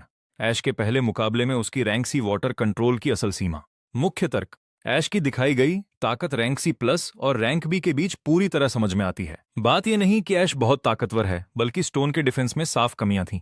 अच्छे से लिखा गया विश्लेषण। मैं अपने डॉम बेड पर बैठा फोन स्क्रॉल कर रहा हूं। कमेंट्स का रुख बदल रहा है। कमेंट्स की लहरें, फॉर्मेट और शब्दों में लगभग एक जैसे। मिनटों के भीतर बाढ़ सी आ गई। वो सिर्फ रैंक सी वाटर कंट्रोलर है। स्टोन अपना बेस्ट नहीं दे पाया। यह लाइन 70 बार आई है। एक असली रैंक ए टैलेंट के खिलाफ ये बंदा अपनी असलियत दिखा देगा। 30 बार। मत भूलिए कि वो फॉर्डर यूनिट से आया है। असली लड़ाई में वो जीत ही नहीं सकता। स्टोन ने उसे आसान मौका दिया 9 बार। बॉट फार्म, औद्योगिक स्तर पर। मैं अपना फोन नीचे रखकर मुस्कुराता हूं। जियान परिवार की चाल बड़ी नहीं है, पर टाइमिंग एकदम सटीक है। पहले मुकाबले के बाद हाइप के चरम पर नेगेटिव बातों की बाढ़ ला दो। नैरेटिव को कंट्रोल करो। रैंक एफ रैंक बी को एक शॉट में हराया। 2 धमाकेदार हेडलाइंस। वापस रैंक सी पर ले आओ। एक लापरवाह रैंक बी को बमुश्किल हराया। सुरक्षित इलाका। परेशान क्यों होना? मेरे लिए लोगों की उम्मीदें कम कर दो। उम्मीदें जितनी कम होंगी, जब मैं उन्हें पार करूंगा तो असर उतना ही बड़ा होगा। और छोटे असर का मतलब है कम शॉक पॉइंट्स। कुल बैलेंस। सज हाजा टरसा चलती। एक दिन में लगभग 4 गुना। अगर मैंने कुछ नहीं किया तो मैं जियान परिवार के निवेश को बर्बाद कर दूंगा। मैं अपना फोन उठाता हूं और एक प्राइवेट अकाउंट खोलता हूं। लगभग 6 महीने पहले रजिस्टर किया था। कभी पोस्ट नहीं किया। 0 followers. User name old guard east. मैं 3 सेकंड का एक वीडियो पोस्ट करता हूं, बिना किसी तामझाम के। फ्रंट कैमरा मेरे चेहरे पर, डॉम की ट्यूबलाइट ऊपर। रोशनी कठोर और फ्लैट है। मैं लेंस से बात करता हूं। हे एवरीवन, मैं ऐश हूं। आज स्टोन के खिलाफ मेरा पहला लीग मैच था। ऑनलाइन लोग कह रहे हैं कि मैं सिर्फ रैंक सी हूं और स्टोन इसलिए हारा क्योंकि उसने मुझे कम आंका। यह बात सही है। मैं सिर हिलाता हूं। स्टोन ने मुझ पर सीधा हमला किया था। यह विश्लेषण गलत नहीं है, लेकिन मैं एक सवाल का जवाब देना चाहता हूं। किसी ने पूछा, अगर मेरा सामना किसी रैंक ए या ट्रिपल एस विरोधी से हुआ तो मैं क्या करूंगा? मैं अपने दाहिने हाथ को देखता हूं, तर्जनी उंगली कैमरे की तरफ। मुझे नहीं पता। 1 महीने पहले मैं सिर्फ रैंक एफ वाटर स्पार्क था। अब मैं रैंक सी वाटर कंट्रोल तक विकसित हो गया हूं। यहां से ये एबिलिटी कहां जा सकती है? सच में मुझे नहीं पता। फिर मैं अपना सिर हल्का सा झुकाता हूं। बस एक छोटा सा कोण। लेकिन राउंड 2 में जिसका भी सामना मुझसे होने वाला है, अगर तुम ये देख रहे हो तो मैं तुमसे बात कर रहा हूं। संभल के रहना। वीडियो खत्म। मैं इसे पोस्ट करता हूं 3 घंटे बाद। 4,22,000 व्यूज। एल्गोरिदम मानवीय भावनाओं को नहीं समझते, पर वो डेटा समझते हैं। कमेंट्स फोरम से बिल्कुल अलग दिख रहे हैं। Top liked. मुझे नहीं पता क्यों, लेकिन जब ये बंदा कहता है कि उसे नहीं पता तो मुझे वाकई लगता है कि इसे सब पता है। किसी ने अंत में वो लुक नोटिस किया। मैंने इसे 3 बार फिर से देखा है। बयां नहीं कर सकता, बस बहुत शांत है। इतनी शांति जो सामान्य नहीं है। जो बॉट्स उसे रैंक सी कह रहे हैं, प्लीज कोई नई स्क्रिप्ट ले लो। उन्होंने एक ही लाइन दर्जन बार पोस्ट की है। शर्मनाक। बॉट पोस्ट दब गए हैं। मैं अपने डॉम बेड पर लेटा छत को घूर रहा हूं। फोन साइड में फेंका हुआ। पैनल मेरी नजर के ऊपर दाईं ओर चमक रहा है। कुल बैलेंस नोन 800 थो। ये नंबर पिछले 3 घंटों में 3,400 से ज्यादा बढ़ा है। 14 लाख व्यूज। भले ही हर 10 में से सिर्फ एक दर्शक असली प्रतिक्रिया दे, तो भी ये जुड़ता जाता है। अभी भी बढ़ रहे हैं। राउंड 2 के मैच कल घोषित होंगे। 2 और जीतूं, और राउंड 3 का मतलब है एज का सामना। मैचों के बीच 3 दिन। 3 दिन मुझे क्या दिला सकते हैं? पहले टाइड क्लीव को रैंक सी प्लस से एक टियर ऊपर ले जाना। दूसरा, मैं अपनी आंखें बंद करता हूं। अवेकनिंग कोर मेरे अंदर धीरे धीरे गूंज रहा है। अकेला एक दांव सब कुछ नहीं संभाल पाएगा। मुझे एक दूसरा कार्ड चाहिए। पैनल पर स्किल एसेंशन लिस्ट अभी भी वही है। विकल्प 4, wraith of the sea god, tide beast aiming, triple S plus sub skill, ascension cost शाहजहाँ पॉइंट्स। दोर आयरन हाइड्राइनो मिलिट्री कंपाउंड में अभी भी इंतजार कर रहे हैं। सेमीफाइनल के नियमों की घोषणा ड्रामेटिक अंदाज में की गई। सभी शुरुआती राउंड खत्म होने की अगली सुबह मुख्य जज खुद स्टेज पर आकर एक सीलबंद लिफाफे से पढ़ते हैं। लाल मोम की सील। एक बारीक बात मेरी नजर में आती है। वैक्स पैटर्न आसमान है, जैसे इसे खोला गया और फिर सील किया गया हो। ऑर्गेनाइजिंग कमेटी द्वारा समीक्षा के बाद सेमीफाइनल स्टेज में सर्वाइवल मोड का इस्तेमाल होगा। शुरुआती राउंड से आगे बढ़ने वाले 40 एथलीटों को 2 ग्रुप में बांटा जाएगा। ग्रुप ए में द्वाई, ग्रुप बी में द्वाई निमची। हर ग्रुप को एक सिम्युलेटेड इकोसिस्टम में उतारा जाएगा। समय सीमा 2 घंटे। हर एथलीट 3 सर्वाइवल बैच के साथ शुरुआत करेगा। नॉकआउट होने या सरेंडर करने पर आपको एक बैच विजेता को देना होगा। 2 घंटे के निशान पर हर ग्रुप में टॉप 100 बैच होल्डर आगे बढ़ेंगे। नियम तो ठीक हैं, समस्या ग्रुपिंग की है। स्क्रीन पर नामों की लिस्ट चलने लगती है। ग्रुप ए के नाम एक एक करके दिखाई देते हैं। दूथी एथलीट, प्यानेस का नाता जिन परिवार से है, बायवा में हूं। एथलीट सेक्शन में कानाफूसी शुरू हो जाती है। ये ग्रुपिंग सब जिन परिवार के ही क्यों है? उस ग्रुप में 7वें नंबर वाले को देखो, क्या वो हेड जज का भतीजा नहीं है? वीआईपी सेक्शन में एज ग्रुपिंग को देख रहा है। संतुष्ट पर वो संतुष्टि बेजान है। इतनी बेजान कि एक भी शॉक पॉइंट नहीं मिला, क्योंकि उसे ठीक इसी की उम्मीद थी। शॉक पॉइंट्स का कुल बैलेंस 22,150। मैंने टाइड क्लीव की नोक पर नजर डाली, फिर मैं मुस्कुराया, बस इसलिए क्योंकि ये वाकई मजेदार था। 31 लोग एक के पीछे, और उन्हें लगा कि ये भी काफी नहीं है। गीन परिवार को लगा कि ये बुरा दिख रहा है, सो उन्होंने रैंक बी के लड़ाकों को खुद ही मैदान में उतार दिया। सिम्युलेटेड युद्ध क्षेत्र का प्रवेश द्वार 10 फीट चौड़ा एक धातु का गलियारा है। ये आगे जाकर 32 अलग अलग ट्रांसफर टनल में बंट जाता है। माना तो जाता है कि ये रैंडम है, पर मैंने देखा कि मेरी टनल की इनर एनर्जी गाइड रेल्स को मैन्युअली रिकैलिब्रेट किया गया है। इसका मतलब है कि मेरा ड्रॉप पॉइंट रैंडम नहीं है। कमेटी पहले ही मेरा लैंडिंग पॉइंट चुन चुकी है, कहीं बीच में, जहां गिरना आसान हो। मैं टनल में कदम रखता हूं। ट्रांसफर सक्रिय। रोशनी बदलती है। मैं एक जंगल की साफ जगह में खड़ा हूं। करीब 100 फीट चौड़ा इलाका, प्रोजेक्ट किए गए ऊंचे पेड़ों से घिरा हुआ, ठीक बीच में, जैसा सोचा था। Group A survival mode countdown 3, 2, 1 शुरू। मैं हर उस चीज के उलट करता हूं जो कोई सामान्य रणनीति सुझाएगी। मैं टाइड क्लीव को साफ जगह के बीचों बीच जमीन में गाड़ देता हूं। फिर मैं अपनी स्कूल जैकेट उतारता हूं। पैंट की जेब में हाथ डालकर एक सीलबंद बैग निकालता हूं। अंदर मैरिनेटेड जर्की के 3 टुकड़े हैं। मैं हर टुकड़े को फॉयल में लपेटता हूं और सूखी टहनियां जमा करने लगता हूं। आग जलाने के लिए मैं पानी का इस्तेमाल करता हूं। खास तौर पर मैं हवा में मौजूद पानी के अणुओं को तेजी से टकराने पर मजबूर करता हूं।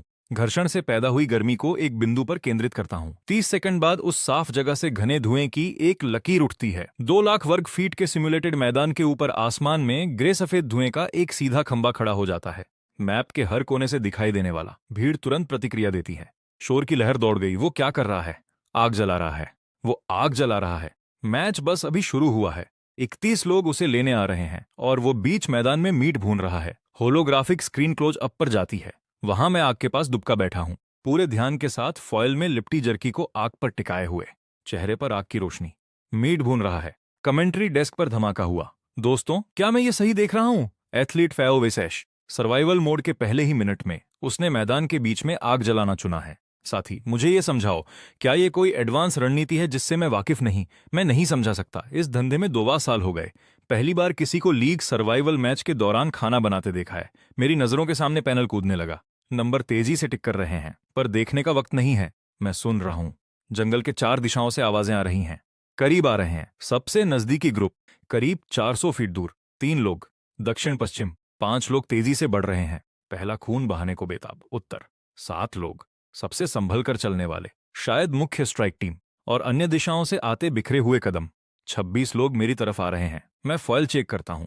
जर्की अभी तैयार नहीं है। मैं सिर उठाता हूं और साफ जगह के इर्द गिर्द पेड़ों की ओर बोलता हूं। ठीक है, दुबकना बंद करो। जंगल में कदम रुक गए। आते वक्त देख लेना आसपास कोई सूखी लकड़ी हो। यहां नमी कम है।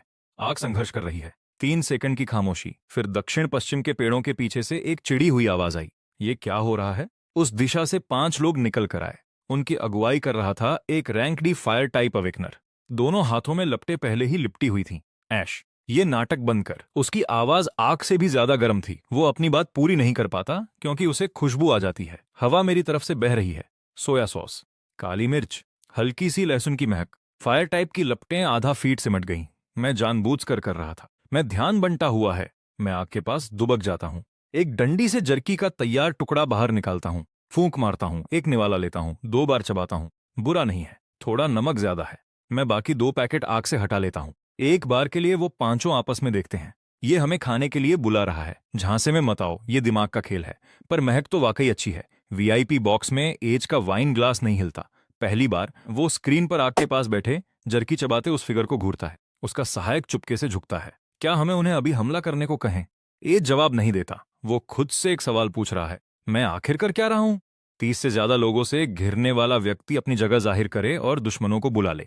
इस बर्ताव के केवल 2 ही मतलब हो सकते हैं। या तो बेवकूफ है या इतना आश्वस्त कि सबको एक साथ देख ले।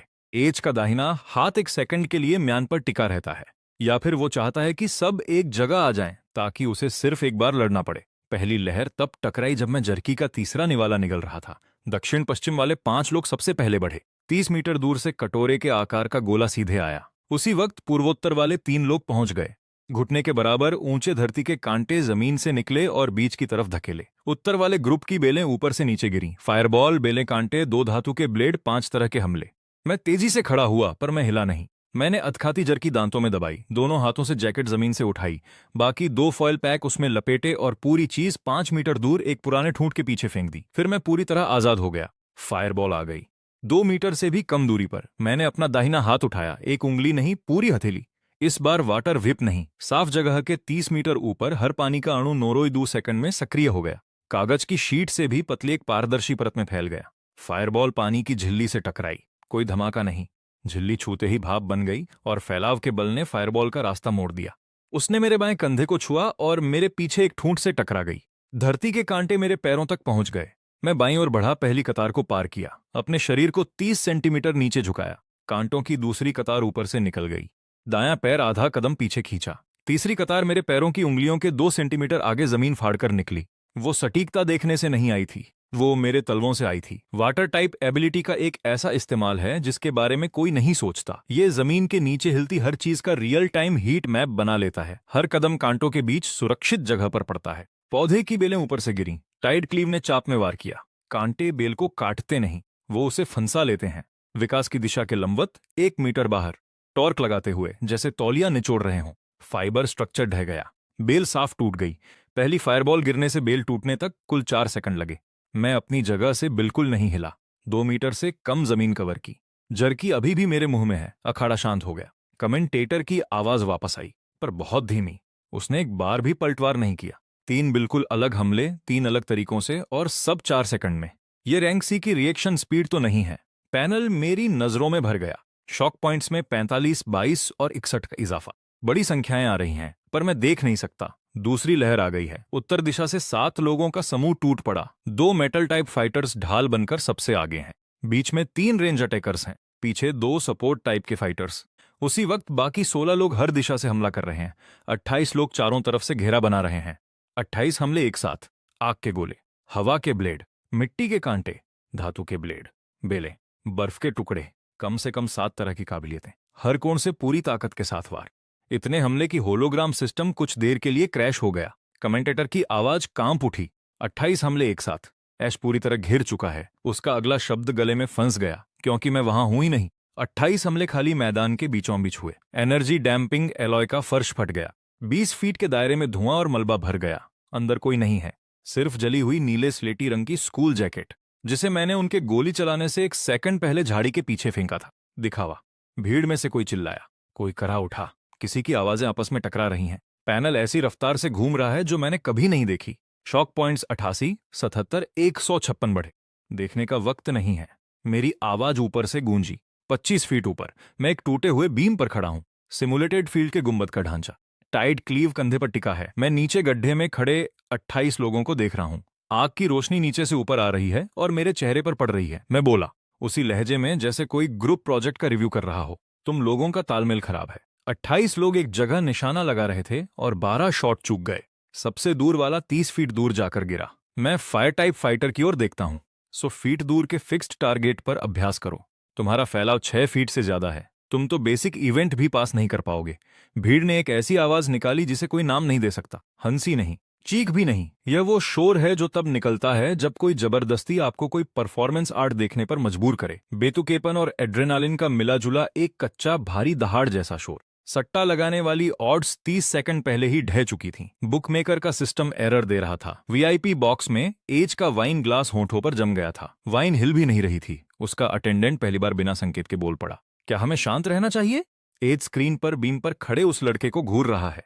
एज में भावनात्मक बदलाव दर्ज हुआ। जांच और सतर्कता का स्तर मध्यम उच्च, 3 से बढ़कर 18। चींटी ने बाघ का ध्यान खींच लिया है। मेरी नजरें नीचे के 28 लोगों पर घूमी, फिर पीछे की कतार में खड़े एक शख्स पर टिक गईं। हाथ जेब में, एक बार भी नहीं हिला। एक सी रैंक फाइटर। वह व्यक्ति वापस देख रहा है, शांत। 25 फीट की ऊंचाई से हम करीब 1 सेकंड तक एक दूसरे को देखते रहे। मैं अपना हथियार कंधे से नीचे उतारता हूं, नोक नीचे करके बीम की धातु में गाड़ देता हूं। सर्वाइवल मैच का पहला राउंड खत्म हुआ। 28 शॉट, एक भी हिट नहीं। मैंने अपना जर्की खत्म भी नहीं किया। मैच को 4 मिनट हो चुके हैं। 2 पैकेट बचे हैं, फिर ब्रॉडकास्ट कट गया। हेड जज नहीं, एक इमरजेंसी चैनल। एक अधेड़ उम्र के व्यक्ति की आवाज जो जानबूझकर धीमी रखी गई थी। उसमें वो अधिकार था जिसे चुनौती देने का ख्याल भी ना आए। वो पूछता नहीं, आदेश देता है। यह आवाज गुंबद के नीचे हर स्पीकर से पूरे एरिना में गूंज उठी। ग्रुप ए सर्वाइवल मोड, तत्काल प्रभाव से निलंबित। एथलीट 121 ऐश, कंट्रोल रूम में तुरंत रिपोर्ट करो। मैं अपने हाथों से धूल झाड़ता हूं, टाइड क्लीव वापस कंधे पर रख लेता हूं। वीआईपी सेक्शन के पास से गुजरते हुए पहली बार मैंने ऊपर देखा, सीधे एज की आंखों में बाज जैसी तेज। शायद उस दौरान उसका वाइन ग्लास उसकी मुट्ठी में पिचक गया। उंगलियों के बीच से गहरा लाल तरल टपक रहा है। सिर्फ गुस्सा या डर नहीं, उससे कहीं ज्यादा। एक शिकारी की वो बेचैनी जिसका इलाका किसी ऐसी चीज ने हथिया लिया हो जिसे वो पूरी तरह समझ नहीं पा रहा। मैं उसकी तरफ देखकर मुस्कुराया। सिर्फ 2 लोगों को सुनाई दे इतनी आवाज में। लगता है तुम्हारी तलवार को कोई मौका नहीं मिलेगा। शब्द सीधे निशाने पर लगे और पैनल पर एक नया अलर्ट पॉप हुआ। एज में भावनात्मक बदलाव दर्ज, जान लेने की नियत चरम पर। शॉक पॉइंट्स 500 बढ़े। मैंने उसे देखना बंद किया, कंट्रोल रूम की तरफ मुड़ गया। एक ट्रिपल एस टैलेंट की मारने की नियत, यह वहां मौजूद बाकी सभी फाइटर्स से कहीं ज्यादा कीमती है। मैं कंट्रोल रूम का भारी दरवाजा धकेलता हूं। मुझे जनरल स्टोन की उम्मीद थी, शायद कोई और बड़ा अफसर, पर कमरे में सिर्फ एक शख्स है। फटी पुरानी वर्दी में एक बूढ़ा आदमी कपड़े से स्क्रीन साफ कर रहा है। वह मुड़ता है, चेहरा बिल्कुल साधारण, लेकिन वो आंखें, जैसे उनके अंदर कुछ प्राचीन समा गया हो, जैसे समुद्र का पानी जो 10,000 साल से शांत पड़ा हो। बच्चे, वो सिक्का जो तुम्हारे माता पिता ने तुम्हें दिया था, क्या मैं उसे देख सकता हूं? मेरे कदम रुक गए। पहली बार। दिल की धड़कन अभी भी 62 पर स्थिर है, पर मेरे भीतर की ऊर्जा अपने आप हिलने लगी है। कुछ ऐसा जो मैंने ब्लड रेज ऐप के सामने भी महसूस नहीं किया। मैं बूढ़े की नजरें मिलाए रखता हूं। कुछ सेकंड सन्नाटा रहा, फिर मैं जेब में हाथ डालकर वो जंग लगा सिक्का निकालता हूं, उंगलियों पर नचाता हूं। जंग के नीचे वो नीली रोशनी जिसकी कोई सांसारिक उत्पत्ति नहीं है, पहली बार अपने आप चमक उठी, साफ और इरादे के साथ, बूढ़े की नजरों के सामने। और उसे देखकर बूढ़ा आदमी मुस्कुरा देता है, जवाब नहीं देता। इसके बजाय वह मेरे पीछे देखता है, मेरे पीछे के बंद दरवाजे की ओर, जैसे वो उसके पार पूरी दुनिया देख सकता हो। इसे देखने के बाद शायद हम आखिरकार बात कर सकें कि मिथक से ऊपर क्या है।